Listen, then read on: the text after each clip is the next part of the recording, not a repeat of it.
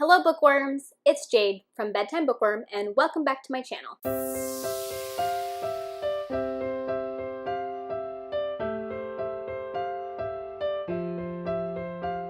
Today I'm here to do my spring reading wrap-up and talk about the top books that I read in March, April, and May. These are my favorite videos to make. I love doing monthly wrap-ups and I like that I'm doing them a little more vlog style because it gives me a chance to talk about the books that I've read in a month in a more casual sort of way. So those videos tend to be a little chattier, a little bit longer, but then these seasonal wrap-ups really give me perspective on the last few months and allow me to talk about my favorite books in a more concise and more of a traditional wrap-up style. And I really enjoy being able to do both of those things. As usual, I will have timestamps down in the description box, so check those out so you can jump around to the parts of the video that you are most interested in watching. So I read a total of 16 books over the last 3 months, and out of those 16 books, one of them was a DNF, and one of them was a reread. Because I'm making reading series and completing series a priority this year, I also looked at how many books I read that were in a series. Out of the 16 books, 7 of them were books in a series. 3 of them were series starters, which is not ideal. 2 of them were mid-series books, and 2 of them were series enders. While I wouldn't call that a total loss, I did make progress in more series than I started. I would like my series ender number to equal out a little bit more with my series starter number. Hopefully my summer reading will be a little bit better when it comes to that. As far as overall ratings for those 16 books, I had 2 books that were 2 stars, 2 books that were 3 stars, I had 5 books that were 4 stars, and I had 7 books that were 5 stars. In my monthly wrap-ups, I like to talk about books in the order that I read them, but in my seasonal wrap-ups, I talk about books in order of rating. In these videos, I do go more in depth on my thoughts on the top 5 books that I had from that season, but I will also link all of my monthly reading vlogs in the description box, so if you want more of my thoughts on any of these books, you can always go and check out my reading vlogs and see what my immediate thoughts were after finishing each book. So my 2 2-star books were I Was Anastasia by Ariel Lahan, which was actually my DNF, and this was an e-arc that I received from the publisher. My other 2-star book was Unbury Carol by Josh Malerman, which was a huge disappointment because I was really looking forward to that book, and it was also an e-arc that I received from the publisher. Next, we have my 3-star books, and those are Sword of Destiny, the second book in the Witcher series by Andrzej Sapkowski, and Dreamology by Lucy Keating. Then my 4-star books are Reign the Earth, the first book in the Elemente series by A.C. Gauguin. This was an e-arc that I received from the publisher. All the Beautiful Lies by Peter Swanson. Children of Blood and Bone by Tomi Adeyemi, the first book in the Legacy of Orisha series. Save the Cat by Blake Snyder, and The Book of M by Peng Shepherd, which was also an e-arc that I received. My reread was The Fires of Heaven by Robert Jordan, the 5th book in the Wheel of Time series, which I gave 5 out of 5 stars, but I don't really count rereads as being eligible for like my top 5 of the season. So that leaves us with 6 more books that I gave 5 stars. I could not just pick 5 of these, so the title of this video is a lie. I'm going to be telling you in depth about 6 books for the rest of this video. 2 of them are by the same author, and that's kind of how I justified it to myself, but I have a feeling that I make these justifications a lot.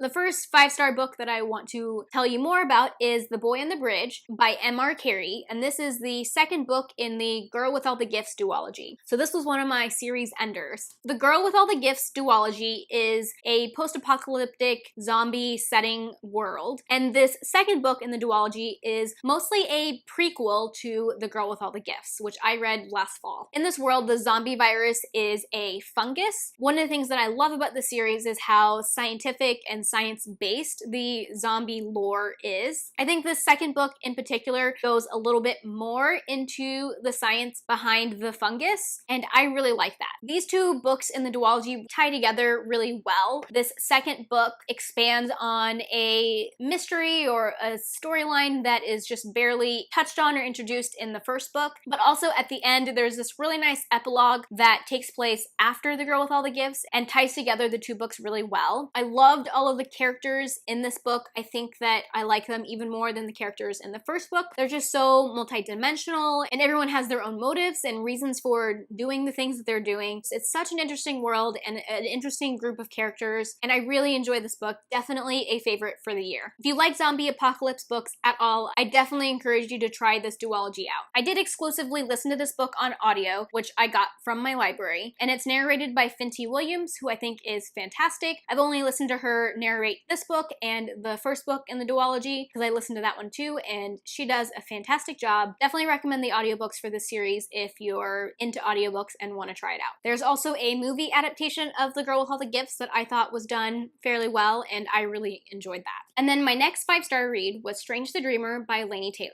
I got this on audio from my library, but I also do own a physical copy of it. It's the beautiful UK first edition version with sprayed edges, but I ended up mostly listening to this because the narration was fantastic, which it's narrated by Steve West, but also because my copy is just too pretty to handle. Anybody else like that? This is the first book in the Strange the Dreamer duology, and the second book is coming out later this year. It's called Muse of Nightmares, and I'm so excited. So Strange the Dreamer is a YA high fantasy, and it's about a boy named Laszlo Strange, and at the beginning of the book, he works in a library and has always been obsessed with this hidden city called Weep, although that's not what its real name is, but nobody can remember what its real name is because it's been magically wiped from the world. Early in the book, Laszlo is offered a chance to go visit Weep, and of course that's like a dream come true for him, and adventures ensue from there. First of all, I was already a Laini Taylor fan. I read her earlier trilogy last year or the year before and absolutely loved all 3 books. I just love Laini Taylor's writing style. It's like lyrical and beautiful, but not over the top and flowery. Her words still hold a lot of meaning, and she's just so creative and comes up with these worlds and characters that I just fall in love with. And Strange the Dreamer was no different. I love Laszlo so much. I know one common complaint is that it's really slow, and I can agree with that, but I was still just loving every single second of being with these characters and in this world that I honestly didn't care that it was slow. I was still having such a good time. A lot of people also have complaints about the romance. I didn't. I really like the romance, but I also really like the romance that she had in her first trilogy, and I would say that if you weren't a fan of that romance, then you might not be a fan of this romance either. I just, all in all, really love this book. I could hardly put it down. I could hardly stop listening to it. The ending shocked me, even though it probably shouldn't have shocked me, and I am dying to get my hands on the next book. I just loved everything about this book. The next 5-star book I have to talk to you about is The Sea of Tranquility by Katja Millay. This book has been on my TBR for a really long time, and I'm glad that I finally read it. I pulled it out of my TBR jar. That was the last kick I needed to read it. This is one of those books that has mostly 5-star ratings on Goodreads, which is not all that common, and after I finished reading it, I totally added my own 5 stars to it. This is actually a YA contemporary novel, which is usually not my jam, but occasionally I find some gems. I did read a physical copy of this, which I got out of my library. So The Sea of Tranquility is about a girl who has had something traumatic happen to her in her past. From like the very beginning of the book, you know something has happened, and she has chosen to become a selective mute because of this. And the whole book is about her going to a new school. I mean, she's not even really trying to make friends. She kind of just doesn't want to talk to anybody. I mean, she's a selective mute. She kind of just wants to do her own thing, but of course she ends up finding love and romance. And so a big part of this book is this romance developing, but the other part of this book is that you don't find out exactly what happened to Natalia until the very end of the book. So it's got a little bit of a mystery vibe that pulls you through to the end because you want to know what was this terrible thing that happened to her that caused her to want to be a selective mute. I know the synopsis doesn't sound like much, but I loved this book so much. I have not shipped 2 people together so hard since, well, probably since the Seven Realms series, which honestly wasn't that long ago. But other than that, I really haven't shipped people so hard in a really long time. I love this couple and this slow building romance so much. This is a YA contemporary that is going to give you all the feels, and I urge you to read this even if you're not a contemporary fan because I was just so blown away by it. My next 5-star book is A Conjuring of Light by V.E. Scwhab, which is the 3rd and final book in the Shades of Magic series. So this was my other series ender that I read. I do own a physical hardback copy of this.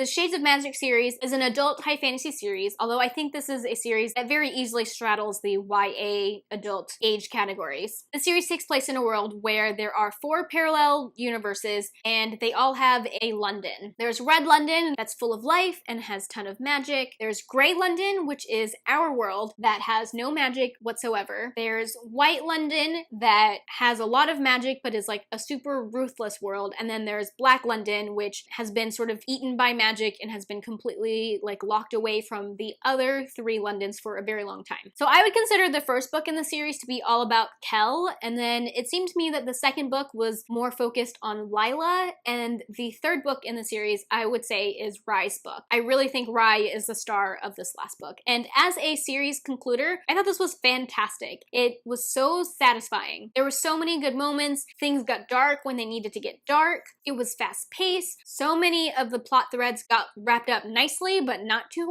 nicely, and at the end we were still left with a few things that could be expanded on in future books, which we now know that she is going to write further books set in this world, but they'll be their own separate story arc. And I am super excited about that because I love this world, I love these characters, and hopefully we'll see some drop-ins from these characters in the new books. And that brings me to my last 2 5-star reads that I want to talk about today, and the reason why I have lumped these together is that they are both by Celeste Ng. I had never read Celeste Ng before, but of course I had heard so many good things about both of her books, and I was really looking forward to reading them. So in May, I read Everything I Never Told You and Little Fires Everywhere. I'm going to start by talking about Everything I Never Told You. Everything I Never Told You is a contemporary story, although it's set in like the 70s and 80s, and I don't know at what point something becomes historical fiction versus contemporary. Now that we're in 2018, I'm very confused about that, so I'd love to hear your opinions on that down in the comment section. And it's about a mixed race family. So the father is Chinese, but was born and raised in the US, and the mother is Caucasian, and they have 3 children who are half and half. This book focuses on all the members of the family, and at the very beginning of the book, you are told that one of the daughters, Lydia, is dead. You don't find out what happened to her exactly until the very end of the book. The book really jumps around a lot in time, going into the parents' history and going from when the kids are young to when they're their current age, but it was actually not confusing at all. Celeste Ng does a fantastic job of helping the reader to understand exactly where in time you are. Before I read Celeste Ng, I don't think I had ever read any books that jumped around in time so fluidly and effortlessly without confusing me. I'd say the main themes in this book include talking about race, which I really related to, especially some of like the microaggressions that they talk about, and also like the stereotypes and expectations set on the kids. But there's also a lot of feminist aspects to the book. Out of all of the characters, I really connected to Lydia the most. I really connected to her struggles of being herself and finding herself, but also not disappointing her parents and living up to what their expectations were. I really love this book, and I definitely encourage you guys to check this one out. After that, I followed it up with Little Fires Everywhere by Celeste Ng, which is her second book. Everything I Never Told You was her debut book, and for a debut, it was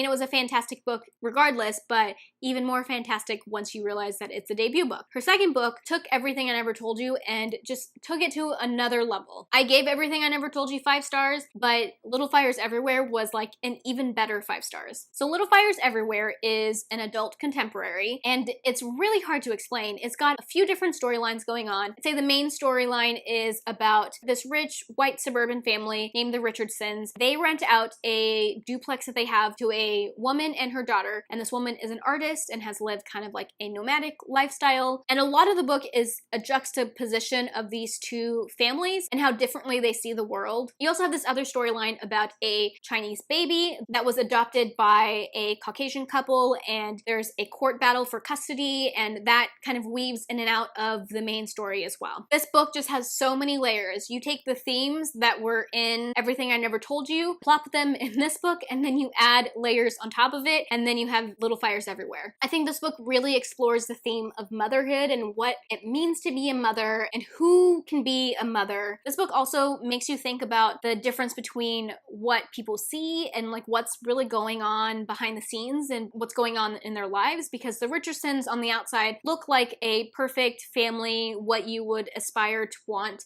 but really when you look under the surface, things aren't perfect. And it really just reminds you not to judge people based on what you see, because you really never know what they're going through. I read these two books back to back, and I can definitely say that Celeste Ng Conjuring is a new favorite author. I cannot express how much I really enjoyed this book, and I am very much anticipating whatever she comes out with next. Okay guys, those are all of the books that I read in the last 3 months. I don't know about you guys, but I was totally surprised to find that 3 of my top 6 books from the last 3 months were contemporaries. If you have read any of these books or have any thoughts about these books, leave them down in the comment section and I would love to chat with you about them. If you like this video, give it a thumbs up and subscribe to my channel if you like bookish content. I post 1 to 2 times a week. That is all I have for now. Thank you so much for watching, and until next time, bookworms, keep reading. Bye.